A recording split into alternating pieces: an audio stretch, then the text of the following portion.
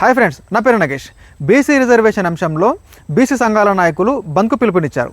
ఇందులో భాగంగా సంగారెడ్డి జిల్లా జహీరాబాద్ మండలం రాయపల్లి గ్రామంలో బీసీ నాయకులు బంద్లో పాల్గొన్నారు.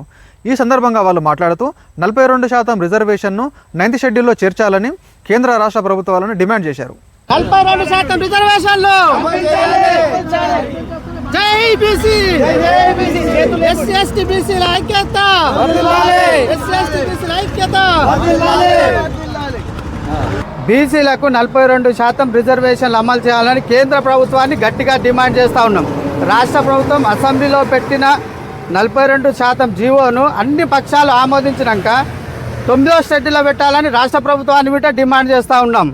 రాజ్యాంగాన్ని సవరించి విద్య, ఉద్యోగం, వైద్యంలో అన్నిట్లో రాజకీయ రిజర్వేషన్లు కాదు, విద్య, ఉద్యోగం, వైద్యంలో మాకు 42%, 60% ప్రజలున్న బీసీ సోదరులకు 42% రిజర్వేషన్లు ఇస్తే కొందరు నాయకులు అడ్డుకున్నారు. వాళ్ళను రాష్ట్ర ప్రభుత్వం కట్టడి చేసైనా సరే కేంద్ర ప్రభుత్వం మాకు పార్లమెంట్లో బిల్లు పెట్టి 9వ షెడ్యూల్లో చేర్చి మాకు 50% రిజర్వేషన్లు కమిస్తున్నామని బీసీ సంఘాల తరపున డిమాండ్ చేస్తూ ఉన్నారు. ఈ జీవో నంబర్ 9ని వ్యతిరేకిస్తూ కోర్టులో పిటిషన్ వేసిన వాళ్ళ గురించి ఏం చెప్పదలుచుకున్నారు? ఇక వాళ్ళ విజ్ఞాతిగా వదిలేస్తున్నాం. వాళ్ళకి ఈడబ్ల్యూఎస్ 5% జనాభా ఉన్నా కానీ 10% రిజర్వేషన్లు ఇవ్వబడ్డాయి.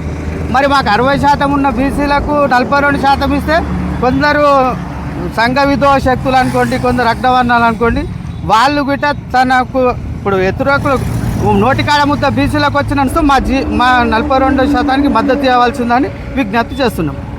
భారత రాజ్యాంగం ప్రకారం 42వ సవరణ చట్టం ప్రకారం అంబేద్కర్ కల్పించినటువంటి బడుగు బలహీన వర్గాలకు బీసీలు భారతదేశంలో 60% పైగా ఉన్నటువంటి బీసీలకు కులగణన చేసినటువంటి కాంగ్రెస్ ప్రభుత్వం ఎన్నికల ముందు బీసీలకు 42% ఇస్తామని కామారెడ్డి డిక్లరేషన్లో చేసినటువంటి రేవంత్ రెడ్డి గారు ఇప్పుడు 19 జీవో అని ఖాళీ పేరుకు మాత్రమే తీసుకొచ్చి అసెంబ్లీలో 19th షెడ్యూల్ మాత్రం 9వ జీవాన్ని తీసుకొచ్చి అసెంబ్లీలో ఆమోదించి 19th షెడ్యూల్లో పెట్టి అది పార్లమెంటుకు పంపిస్తే పార్లమెంటులో బిల్లు అనేది రాష్ట్రపతి ఆమోదిస్తారు. అది అట్లాంటిది ఏం చేయకుండా తన చేతిలోకి బురద అంటకుండా కేవలం ఆయననే కడిగేసుకున్నట్లు చేసి బీసీలకు మోసం చేస్తున్నటువంటి ప్రభుత్వం కాంగ్రెస్ ప్రభుత్వం అని డిమాండ్ చేస్తూ ఉన్నాం.